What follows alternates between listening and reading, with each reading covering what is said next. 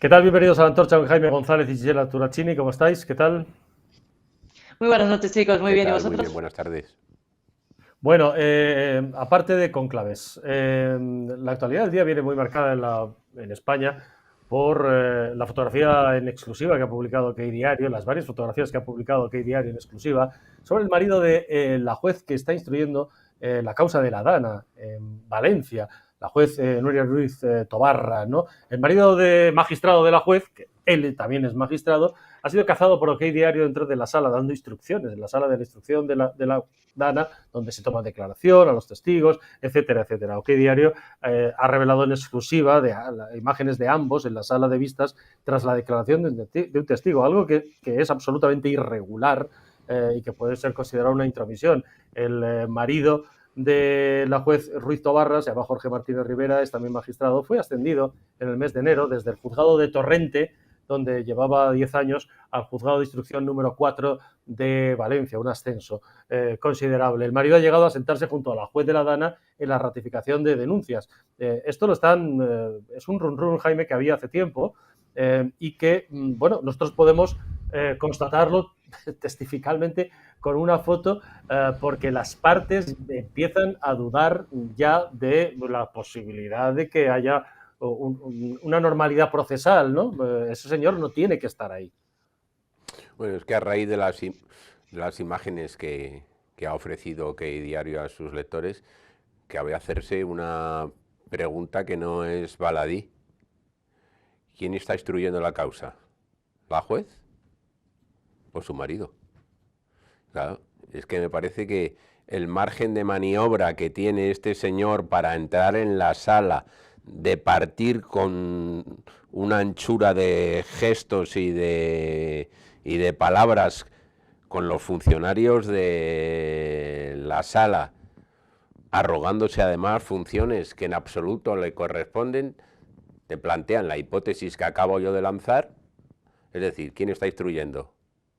La correspondiente juez del juzgado de Catarroja, o su marido, que es juez en un juzgado de Valencia. Y la segunda cuestión que lanzo es, dado que el señor marido de la señora juez está todo el día en la sala de la juez, ¿quién lleva la sala del señor juez? Es decir, la que le correspondería a él, porque desde Claro, luego el don de la ubicuidad no puede tener, o está en un lado claro, o está en el otro. Son salas lo que está llamando la diferentes. atención de las partes, incluso de las víctimas, que han pedido en varias ocasiones que la jueza amplíe la investigación y que ponga el mismo empeño que tiene, que nos parece muy bien, de depurar las responsabilidades de la Generalitat, pero en la delegada del Gobierno. Y sin embargo, es que esta juez Ruiz Tobarra, desde el primer momento, Gisela, ha puesto el foco solamente en una parte de responsabilidades y excluye completamente a la delegada del Gobierno, al Gobierno de la Nación. Y eso, Sí. incluso rechazando la petición de algunas de las víctimas de la Dana de, oiga, investigue usted qué hizo la Confederación Hidrográfica del Júcar, investigue usted qué hizo el señor Polo, el presidente de la Confederación Hidrográfica del Júcar, investigue qué hizo la delegada del gobierno, qué sabía y qué no comunicó al CECOPI, etcétera, etcétera. Da una sensación, a las partes, da una sensación de parcialidad. Y luego apuntaré yo algunas cosas. Bueno, Gisela. ya dicen algunas malas lenguas que su marido tiene una ideología claramente socialista, ¿no? Yo creo que es una amenaza directa al principio de imparcialidad judicial, ¿no? Que es una piedra angular del Estado de Derecho, ¿no? Y una demostración más de la deriva autoritaria de este gobierno, ¿no? Si me permitís, compañeros. Yo creo que se debería exigir la inhabilitación inmediata y una investigación interna del Consejo General del Poder Judicial. Yo creo que, así como la nulidad de las actuaciones. Y ojo, que esto es precisamente a lo que nos referimos o nos referíamos aquí en esa casa, en nuestra casa, ¿no? Que diario hace unos meses, cuando hablábamos del problema de que el Poder Judicial caiga en manos del gobierno, de este gobierno socialista, ¿no? Ante esto me pregunto, ¿qué confianza puede tener un ciudadano en la justicia cuando las decisiones están dictadas por intereses familiares y partidistas, como se está viendo actualmente? ¿En qué situación queda el Estado de Derecho, no? Os resumiré diciendo que cuando había una frase que leía justo hace unos días, ¿no? Cuando la toga se mancha con intereses familiares, la democracia se ahoga bajo el lodo de la parcialidad, ¿no? Y últimamente, pues me viene un poco a la cabeza, ¿no? Esta frase. No sé qué deciros. Fíjate que antecedentes, porque esto era un run que llevábamos meses, y tú lo sabes, Jaime, digamos, investigando, averiguando, no solo en las partes del asunto de la Dana, sino en el mundo judicial valenciano. El hecho de que esto ya ha ocurrido con esta juez. Esta juez, yo solo cuento, la juez Sí. Nuria Ruiz Tobarra, del juzgado titular del juzgado de instrucción número 3 de Catarroja, lleva 20 años en ese mismo juzgado. Según los informes del Consejo General del Poder Judicial, su juzgado es un puñetero, con perdón, desastre, donde se tarda entre 10 meses y 11 en dar salida a cualquier procedimiento. Sin embargo, su marido es un hombre bien considerado en el mundo judicial valenciano, juzgado de instrucción número 2 de Torrente, es de donde venía. Entre 1 mes y 2 meses da salida a los asuntos, es muy ligero. Pero ya tenían la fama de ser, en primer lugar, una pareja muy cerrada entre ellos, poco comunicativa con los demás, y ya tenía la fama, arrastraba estando en Catarroja, más allá del asunto de la Dana, de que él era y eso lo cuentan abogados y fiscales y compañeros suyos, jueces de Valencia, que ya entre Torrente y Catarroja, él ya le sacaba a ella de vez en cuando las castañas del fuego porque los asuntos de su juzgado estaban absolutamente atascados. ¿El Consejo del Poder Judicial debería investigar esto, Jaime? Por supuesto.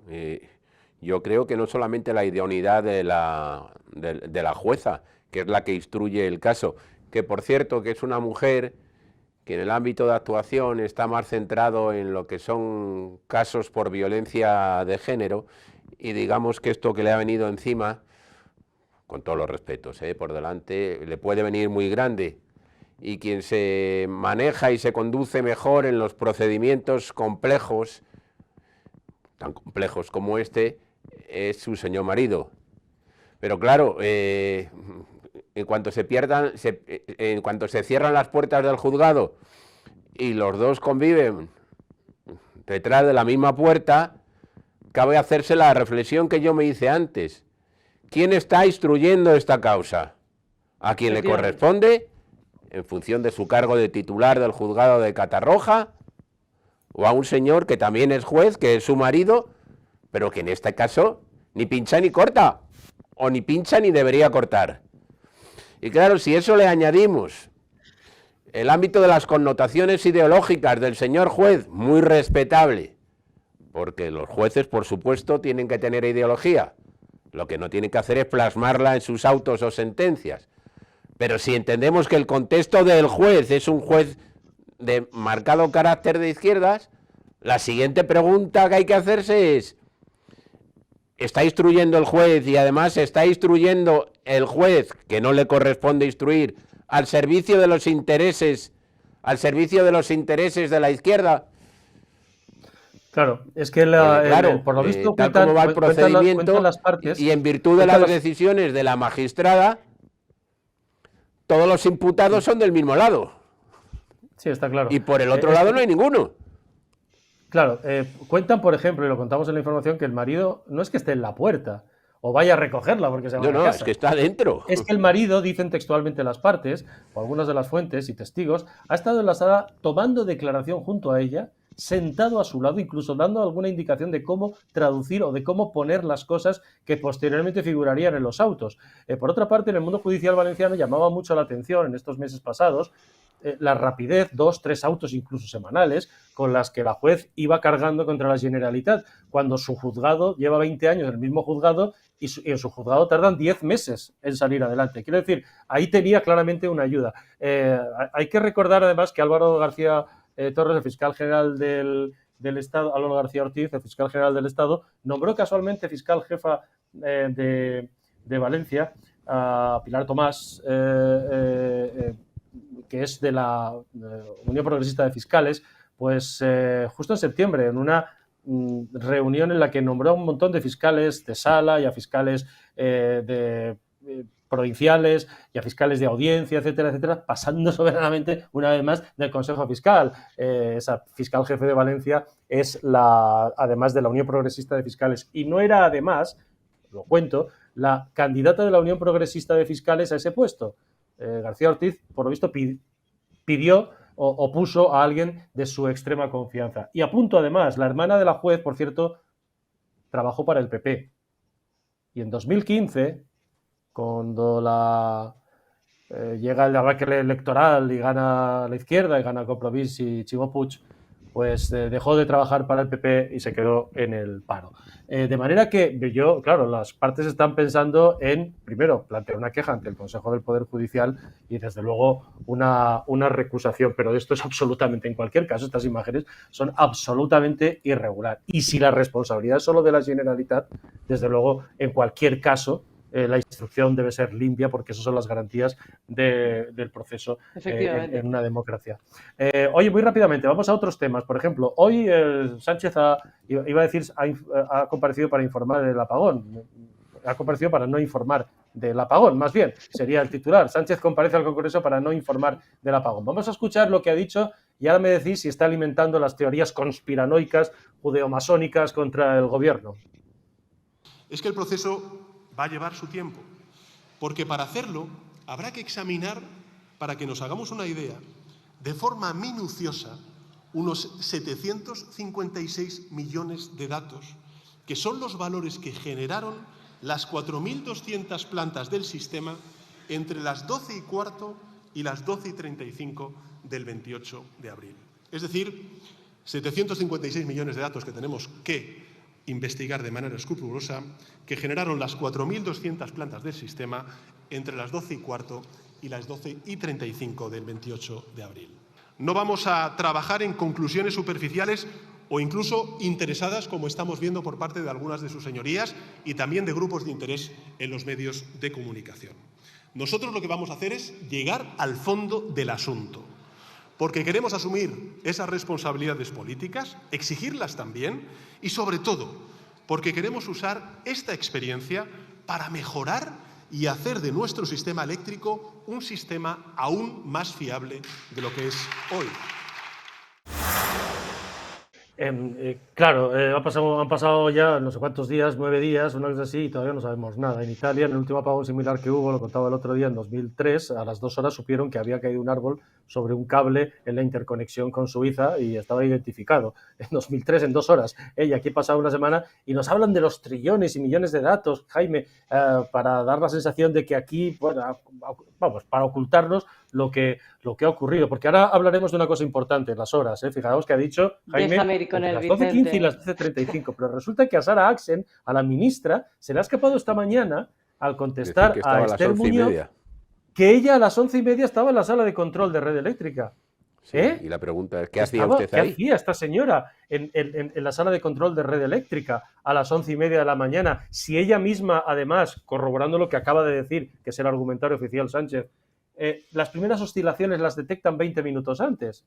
¿Qué hacía Sara Axen, Jaime, en la sala de control de Red Eléctrica esa mañana, a las 11:30, una hora antes? Bueno, si aplicáramos la lógica que aplican cualquier ser humano mínimamente armado intelectualmente, es que sabía la que se venía encima. Eso no hace falta investigar trillones de datos. Eso es más claro que el agua. Ahora, si me preguntas a mí, yo creo, o soy de los que creo, que el primero que sabe dónde está el fallo, el primero que supo desde el primer instante, porque tiene información privilegiada, desde luego mucho más privilegiada que la nuestra, es Pedro Sánchez, que al poco tiempo sabe exactamente qué es lo que ocurrió. Y a partir de ahí, pues lo que está haciendo es construyendo un relato a base de introducir primero fantasmas, manos negras, la posibilidad de un sabotaje, pues para darle cobertura a un relato que en definitiva lo que trata es de demorar la investigación al máximo para que transcurridos unos meses, a lo mejor un año, el impacto en la opinión pública del apagón se haya completamente diluido. Yo creo que están en eso, y luego evidentemente lo trufa con apelaciones de corte ideológicas, diciendo que en este país el sistema energético será por las renovables o no será, y todas estas cosas que le hemos oído. Por cierto, y con esto ya termino y le dejo paso a Gisela, que estoy ocupando mucho tiempo. Uno da la sensación de que los españoles tenemos que estar eternamente agradecidos al hecho de que hayamos sufrido un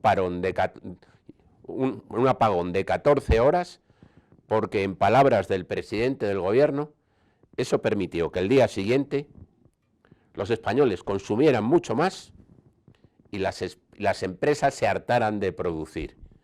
De tal manera que si, según el presidente del gobierno, el apagón ha habido bien a los intereses nacionales, yo no descarto que a partir de este momento tengamos una retahíla de apagones. De apagones. Porque, claro, después de cada apagón saldremos más fuertes. Exacto, como en la pandemia, Gisela. Me vais a permitir ponerme un poco técnica ahí. Hoy hemos visto, la verdad, la enésima demostración de propaganda y mentiras de Sánchez para variar. Ese político que vive en la realidad paralela construida a través de esas mentiras constantes que tenemos. Sánchez alega que no hay uranio. Vamos a entrar un poco en el tema técnico, si me permitís. Sí, esa es otra. Ocultando deliberadamente que en España que no hay esas más de 30.000 toneladas estimadas de reservas y compra actualmente uranio pues enriquecido a países como Níger, Rusia y Kazajistán, como sabéis, ¿no? España, señores, que lo sepáis, está en el top 3 de países de la Unión Europea en cuanto a reservas de uranio. Por lo tanto, otra mentira más, señor Sánchez, que no es la que le intenta colar al pueblo español. No, el problema es que han regulado otra vez, habéis regulado nuevamente para impedir esa extracción del uranio, ¿no? Es decir, el problema no es la falta de uranio, sino que los que dicen que no hay uranio son los que precisamente han regulado para prohibir esa extracción nuevamente. Y es una pena, ¿no? Porque frena el desarrollo de nuevas centrales nucleares, mientras que Francia tiene 56 reactores y Alemania pues empieza a plantearse reabrir centrales nucleares, ¿no? Otro problema que tenemos por aquí, que la energía nuclear es clave para dar sostenibilidad a un sistema intermitente de energía como la renovable, que es lo que nos ha pasado, que precisamente nosotros hemos tenido un apagón, porque el señor Sánchez ha también pues que generado ese apagón a través de que en otro sentido han demonizado, otra cosita que hacen, demonizar a los ricos, otra técnica que tienen chavista, ¿no? Crear un enemigo externo para no asumir el fracaso propio, como con las nucleares, ¿no? Mientras Sánchez habla de la transición ecológica, mientras cierra centrales y deja a España en manos del gas argelino y la intermitencia eólica, ¿no? Por ejemplo, otra cosa que hemos visto estos días. Pero bueno, yo creo que deberíamos defender un sistema mixto nuclear renovable, que es racional, con los reactores modulares pequeñitos, que son los SMRs, que son seguros, son eficientes. Algún día hablaremos, si queréis, de esto, que la Unión Europea, Polonia y Francia ya apuestan por ello. Por lo tanto, y siendo muy breve, señor Sánchez, el futuro de España no va a ser verde como tú quieres, será negro, será muy negro. Y no va a ser por culpa de la transición ecológica, va a ser por tus mentiras, va a ser porque desde Moncloa lo que está esperando es un futuro muy negro por ti. Es que lo que ha fracasado, que es lo que quiere ocultar, es su modelo energético, fanatizado, ideologizado, porque efectivamente los expertos lo que han dicho, nosotros no sabemos nada, somos periodistas y simplemente recogemos lo que dicen los expertos. Es que efectivamente tenían o al 50 o al 70% directamente apagados algunas centrales nucleares y por tanto aquello no pudo compensarse, porque si hubieran estado a pleno funcionamiento, camino como van algunas, como Almará del cierre, pues hubiera habido posibilidad de respuesta. Pero es que esta mentira que ha contado hoy del uranio es tremenda. Claro. Pero claro, es que no es por eso. O sea, realmente el asunto es que la ley de cambio climático de 2021, o sea, de ellos, de toda la izquierda, como la ley de la protección de la huerta esa valenciana de Ximo Puig, que hubiera que evitó las obras que hubieran evitado quizá 200 muertos en la Dana, bueno, pues la ley de cambio climático de 2021 prohíbe la concesión de nuevos permisos para la exploración y explotación de minerales radiactivos, y por eso, como tú dices, estamos encima comprándoselo a otros, siendo como somos la segunda o tercera, decías tú, mayor reserva de uranio de la Unión Europea. O sea, de nuevo el dogmatismo climático, la cerrazón, el dogmatismo que han llevado a todo, a esto, a la vivienda y absolutamente... Porque él depende de los fondos europeos. De aquí viene todo el tema este de la agenda climática, porque él depende de Europa para ello, por eso le hace, con perdón de la expresión, la cama un poco a Europa y no aprovecha los activos que tenemos. O sea, viene un poquito de este lado, el tema. Bueno, y además le viene muy bien todo esto de alimentar, como decías tú, Jaime, las teorías conspiranoicas, porque además luego viene y Óscar Puente se hace fotos con los cables de esos de cortados, que llevan toda la vida cortando cables, que a lo mejor Marlaska, si hubiera sido más efectivo contra el robo de cables, pues no hubiéramos tenido. El asunto es que además, claro, yo escuchaba hoy que, para que ustedes lo sepan, el dato, lo contaba también en mi saludo, 240.000 millones de euros de más de gasto público desde 2018. La pregunta es, ¿dónde está, Jaime, la pasta? ¿Dónde están los 100.000 millones de extra de impuestos que nos han birlado en estos años de 2018? ¿O estos 240.000 millones de gasto público extra desde 2018 para que se apague la luz y se paren los trenes? Alguien ha trincado, Sí, digo yo, o está en otro lado. Sí, están dilapidados. Y en buena parte dilapidados para, naturalmente, dar de comer y engordar a los suyos. Esto es una gigantesca mamandurria, es un inmenso pesebre, donde evidentemente los afines al régimen están siendo untados de forma sistemática en detrimento de la inmensa mayoría de los españoles. Y por ahí tenemos un agujero por el que se nos están escapando todos los recursos. Sigue manteniendo la tesis del sabotaje en la vía férrea. Por cierto, la policía desde el primer momento dijo que era un robo y un simple robo. Hoy el sindicato de maquinistas, que se ha preocupado por investigar lo ocurrido, ha concluido que efectivamente los cables de la catenaria se vinieron literalmente abajo por exceso de uso, es decir, porque no ha habido el mínimo mantenimiento. Y no es verdad, como mantiene el gobierno, que la demora inmensa, largas horas de retraso en el AVE, se produjera por el robo del cobre. Cualquiera que entienda en la materia sabe que con el robo del cobre los convoyes, los trenes, hubieran tenido que rebajar de forma considerable la velocidad, pero no habrían parado. Lo que obligó a parar es la caída de una catenaria que se vino de cuajo, precisamente por lo que acabo de decir, porque no hay el más mínimo mantenimiento. Es decir, que mientras dilapidan los recursos públicos para amamantar a los suyos, las líneas férreas españolas están literalmente en estado de abandono. ¿Os acordáis cuando hace muy poquito, antes de Sánchez, si se retrasaban 5 minutos un AVE, te daban el 25 y el 50% ¿Y qué fue lo que hicieron? Pensaban? ¿Qué es lo primero que hizo Puente? El 25%.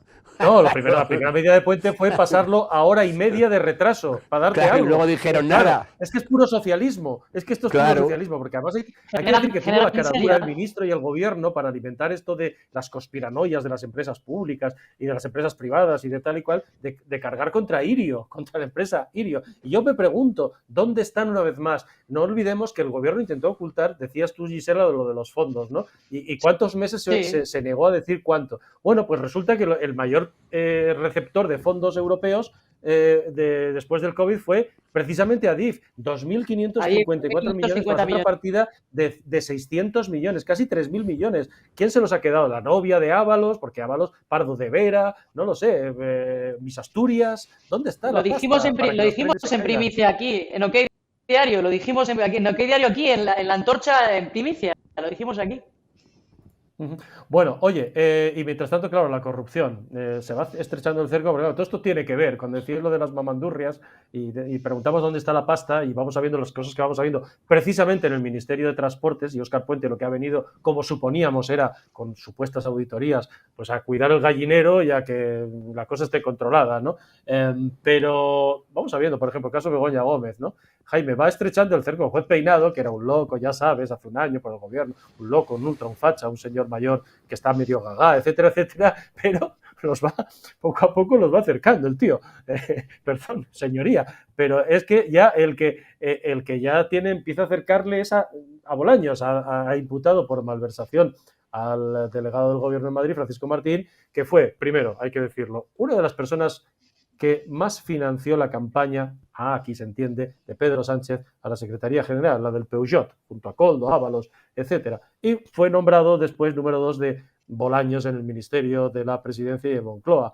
Y entonces, Jaime, pues sobre la contratación de Cristina Álvarez, esta asesora que pagábamos todos a la señora del presidente, pero que se dedicaba a sus cositas personales de la señora, pues ya Peinado ya ha dicho indicios de malversación en este señor. El gobierno y sus terminales mediáticas de izquierda, que nos pretenden hacer pasar a todos por tontos, están arremetiendo contra el juez Peinado, poniendo el énfasis en que ha cometido un error cronológico impagable. Y es que vienen a decir que era imposible que la contratara a la asesora de Begoña Gómez, el delegado del gobierno, porque el nombramiento como responsable del departamento del señor delegado del gobierno se produjo mucho después de la llegada a Moncloa de la asesora de Begoña Gómez. Y es verdad. Lo que no dicen es que el motivo por el que el juez Peinado ha imputado al delegado del gobierno es porque durante el tiempo en el que el delegado del gobierno era el responsable del departamento donde trabajaba la asesora de Begoña Gómez, la dejó hacer hasta el punto de que esta señora, cobrando un sueldo público, trabajaba para las actividades privadas de la mujer del presidente del gobierno. Así que a la izquierda y sus terminales mediáticas, que hacen pasar al juez Peinado por un idiota, decirles que no nos chupamos el dedo. Sabemos por qué está imputado. Sabemos que está imputado porque consintió, permitió, miró para otro lado y dejó hacer a la asesora de Begoña Gómez hasta el punto de que nunca trabajó por el interés público, sino por el interés estrictísimo de la señora del presidente del gobierno. Por eso, queridos compañeros periodistas de izquierdas, no nos engañéis. No nos engañéis. El juez Peinado no ha cometido un error de bulto, no se ha confundido en la fecha. No se ha confundido en la fecha. Es que, bueno, son los mismos que se inventan todos los días un argumento, son los mismos mercenarios al servicio del gobierno, disfrazados de periodistas, que nos han explicado con voz muy seria y gráficos muy serios y términos muy complejos para darse así como más rimbombantes y sabiendo todos de doctos de economía, que en España no podía haber un apagón. y es evidente que lo ha habido. Claro, claro, pero Gisela, claro, pero le va acercando, le va acercando poco a poco. Y ahí tienes efectivamente a la brunete mediática del gobierno, pues inventándose cosas para sacar todos los días de los apuros a este señor y a sus amiguetes. Es que se olvidan de que nosotros somos quienes les legitimamos, que son servidores del pueblo y no al revés, que el Estado está al servicio del pueblo y no al revés. Esta gente vive en una delirante constante. Estamos ante un nuevo caso de clientelismo encubierto bajo la apariencia de asesorías técnicas. ¿De qué, señores? El PSOE se niega a dar explicaciones mientras las conexiones personales con el poder se multiplican en lo que ya no es un caso aislado, sino que es un patrón en toda regla, ¿no? No hace falta ser un lumbreras para deducir a dónde van los fondos europeos. Muchos fondos europeos, que por cierto tendremos que dar explicaciones a nuestros colegas europeos, en una España dividida en dos, que los que producimos para financiar la fiesta, nos estamos peleando con los que parasitan el trabajo de los demás todos los días, porque estamos en una España totalmente dividida. Y al final lo que comenzó como asesoramiento a Begoña Gómez acabó siendo la demolición moral de un gobierno atrapado en su propia red clientelar, porque este clientelismo político creo que no lo hemos visto jamás. Al menos, bueno, yo soy joven, pero ya no tanto. Yo no lo he visto ni lo recuerdo, ni mis padres me lo han contado, No, es la verdad que es muy lamentable. Oye, ¿tú como Argentina has lamentado la muerte del Papa Francisco? Estamos... Sin duda. La Iglesia Católica, pues el cónclave, estamos en el cónclave que elige a un nuevo Papa, que vuelva a unir a una iglesia que, dicen, ha dejado dividida a Francisco. ¿Tú qué opinas? Yo creo que lo he lamentado, no solamente como argentina, sino como católica. Creo que es cierto que la Iglesia necesita un pontífice con visión clara, doctrinalmente firme y no complaciente con la agenda globalista. En mi opinión, es una opinión muy personal. Yo creo que necesitamos un papa que recupere el valor de la tradición, que defienda la vida, que afronte la crisis de fe sin ambigüedades. Hay varios candidatos, yo no me voy a mojar por aquí, pero sí que te digo que como Argentina pues he lamentado mucho la pérdida del Papa Francisco. Uh-huh. Claro, Jaime, el nuevo Papa, pues va a ser una continuación, hemos hablado en estos días, una continuación de los anteriores, no solo de Francisco, sino de Benedicto, que ya empezó una obra que Francisco ha continuado en algunos aspectos, porque realmente a Francisco lo que se le ha...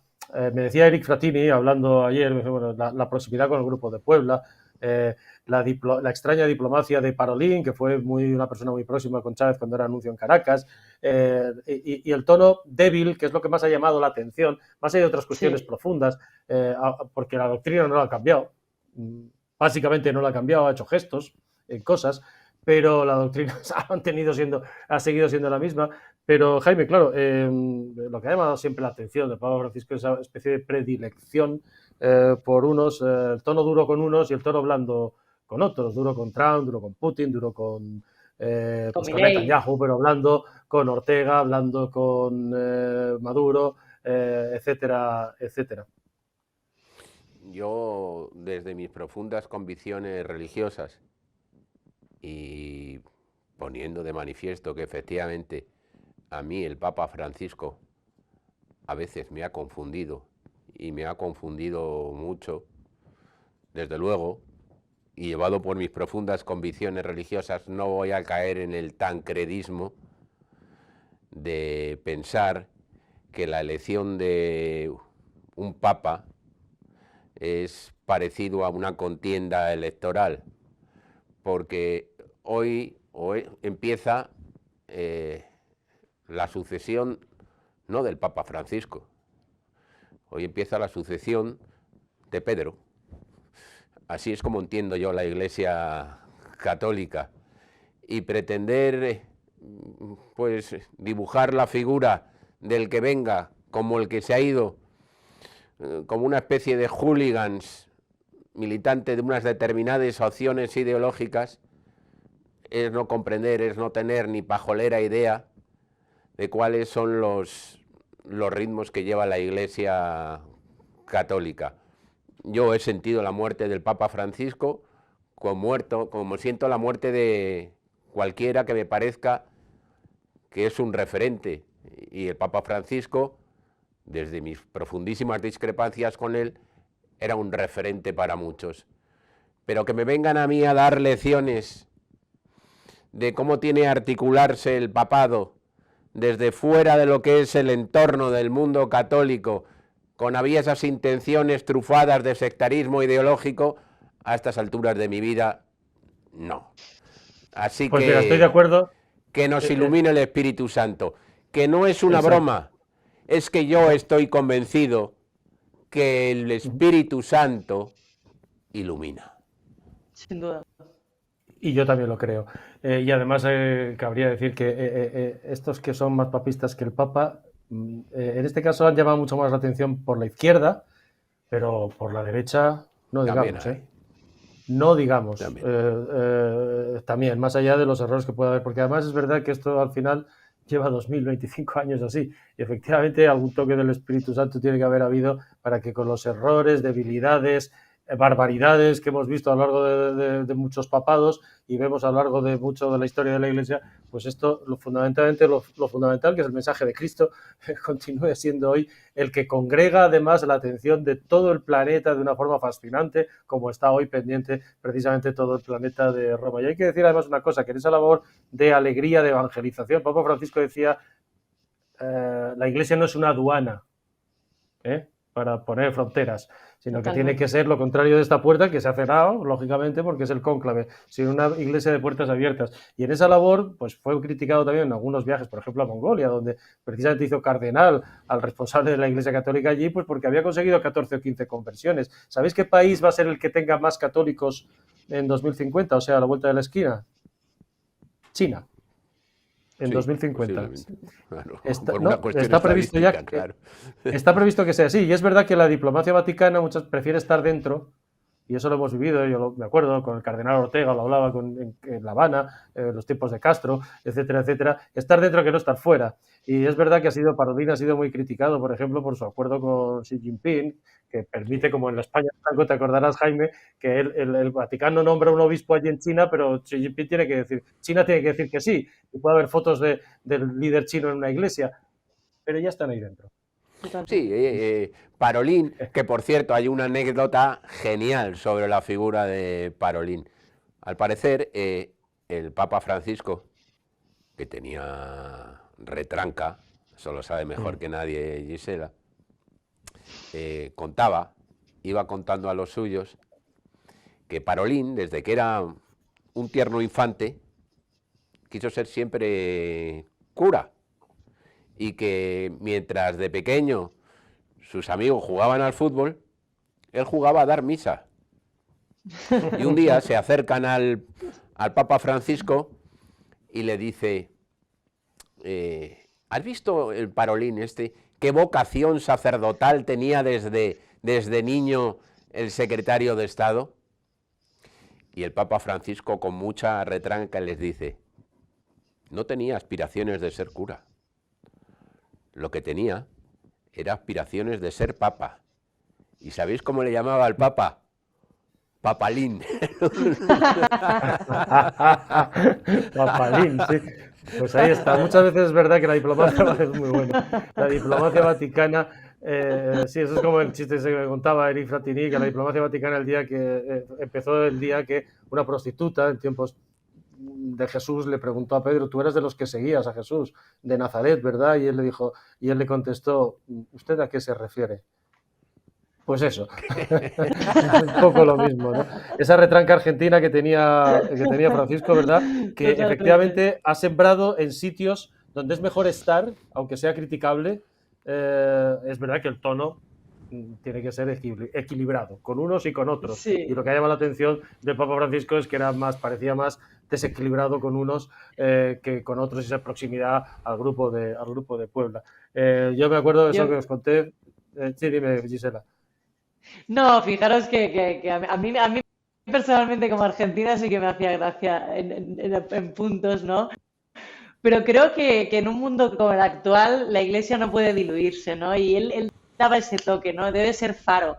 Y le daba ese toque en algunos puntos donde no había ese faro, ¿no? Y bueno, a mí me parecía que hacía su función de la mejor manera que ha podido. Y se lo agradezco como católica y bueno, que Dios le bendiga, por supuesto. Fíjate que desde el Concilio Vaticano II, para quienes además cuentan esto como si fuera un partido de unas elecciones, decías Jaime, ¿no? O el concurso de Eurovisión o algo así, ¿no? Si lo piensas, el Concilio Vaticano II, la Iglesia, más allá de Papa Pablo VI, que no se atrevió a lanzarse sobre las reformas que planteaba el Concilio Vaticano II, Juan Pablo I, pues ya sabemos lo que pasó, Sí. que tiene mucho que ver con la política y las intrigas que hay en la curia, que es la gangrena de la Iglesia, decía Ratzinger nada menos, que la conocía bien. Luego llegó Juan Pablo II, que fue un papa, fue un vendaval, que rompió el muro del comunismo, ¿no? Y evangelizó y dio la vuelta al mundo y hizo una labor social librando a millones de personas de aquel yugo. Luego llegó Benedicto poniendo calma teológica y pensamiento y abriendo precisamente las investigaciones de las finanzas, de los abusos sexuales, Sí. pero no se vio con fuerzas. Y luego llegó el Papa llegado de la periferia, que tenía que haber sido Papa ya al suceder, y eso lo han contado ya de sobra, al suceder a Juan Pablo II, pero como se bloquearon las votaciones, el propio Bergoglio dijo no a Ratzinger, dejad de votarme a mí y a Ratzinger, ¿no? Y al final no se vio, y esas diferencias entre ellos, la primera encíclica de Francisco la hizo a 4 manos con Benedicto, eran falsas absolutamente, y ha sido el Papa de la evangelización. y el Papa de el Papa de la alegría, ¿no? De convertir a la Iglesia en algo alegre. Y hay una revolución, alguna vez lo hemos contado y Jaime ya me lo ha escuchado, en marcha, muy silenciosa, que tiene mucho que ver con el primer mensaje que da como Papa Francisco en la Jornada Mundial de la Juventud de Río de Janeiro de 2013. Quiero lío, chicos, les decía a los jóvenes, quiero lío. Y hay una revolución espiritual silenciosa que está ocurriendo, que se llama Emaús en los más mayores, que se llama Éfeta y que se llama Bartimeo, entre otras cosas, que van mucho más allá de meros retiros espirituales, ¿no? Sí. Que se llama Hakuna y que Hakuna. yo creo que va a suponer en esta Europa que va perdiendo y decrepitándose por su alejamiento a lo trascendente, a los valores y a la cultura judeocristiana que es la que la ha hecho fuerte, mientras Asia y África probablemente nos salven de esta historia, pues es una revolución que se está produciendo y que está silenciosa, sin duda alguna, en toda Europa. Y eso es una labor de Francisco, Gisela. Sí, desde luego. Sí, sin duda. La verdad es que orgullosos de ello y espero que dé mucha fuerza, sobre todo a los jóvenes, porque creo que hacía mucha falta. Creo que hacía mucha falta y, como decía, ¿no? La Iglesia no puede diluirse y eso debe ser faro. Vuelvo a ello, debe ser faro y creo que está haciendo y ha hecho una gran labor. Y digo, está haciendo porque la labor seguirá durante muchísimos años. Su labor. Claro. Yo recordaba... Dime, Jaime. No, simplemente como conclusión, y desde mis profundísimas convicciones católicas. Yo, en cualquier caso, lo que le reproché, y le sigo reprochando al Papa Francisco, es ese afán por hacerse querer más por los de fuera que por los que estábamos dentro. Y por supuesto que a mí me parece que él hizo una labor impagable en el sentido de llevar la Iglesia al último confín. Quien niegue eso es que es un mezquino, Pero a veces la imagen que trasladaba es que tenía un margen de flexibilidad muy amplio con todos aquellos que cuestionaban a la Iglesia católica, abandonando a veces las críticas de los que estábamos dentro de la Iglesia católica. Todo esto con perfil porteño. Pero no nos olvidemos del punto en el que el Papa Francisco llegó a la Iglesia. Sí, yo no lo dudo, por supuesto, y pongo en valor todo, pero yo termino por decir una cosa. Bastan 15 minutos de la entrevista que Évole le hizo al Santo Padre, 15 minutos, para en ese momento apagar la televisión. Yo lo hice. Eso es un problema. Porque... Yo lo hice y luego me sentí mal. Sí, Me sentí mal. Sí. Probablemente, además es verdad que muchos jesuitas, por ejemplo, y eso lo saben, no entendieron que se nombrara a Francisco, porque conocían además, digamos, sus pecados o quizá para la conciencia que tenía. Claro, Juan Pablo II venía del comunismo, pero este venía de la dictadura militar argentina, donde tiraban a los opositores desde un avión al mar. Y probablemente y su papel fue dudoso, sobre todo a la hora de haber podido salvar a dos compañeros jesuitas. Y los jesuitas no entendieron nunca que se les nombrara. Esa es la realidad. Y yo no sé si de ahí venía un cierto complejo, mala conciencia para cargar sobre unos más que cargar sobre otros. Pero en este balance entre la Iglesia introvertida, digamos, que a lo mejor es teológica, que era Ratzinger, o la externa, que ha sido Juan Pablo II, de una forma, sí, y Francisco de otra, cada uno con su origen marcado, lógicamente, pues ha ido pendulando la Iglesia. Decía Juan Pablo II, defendamos la verdad, que es en definitiva de lo que se trata, ¿no? Aunque volvamos a ser 12. Y yo creo que el otro día os leía una cosa de Ratzinger, que probablemente ha sido uno de los grandes pensadores del siglo XX. Por supuesto. Que además excitaba el cerebro de cualquiera, creyente o no. Escucharle era una delicia. Y decía, fijaros, yo creo que a ti te lo leía el otro día, Jaime, pero a ti te lo leo, Gisela. Decía Ratzinger, pronto tendremos, y esto es un debate que hay ahora mismo, mismo, en esa oscilación, pero que al final el nuevo Papa es un sumatorio del anterior y del otro, en esa oscilación de una cosa y otra, ¿no? Decía Ratzinger, pronto tendremos sacerdotes reducidos al papel de trabajadores sociales y el mensaje de fe reducido a una visión política.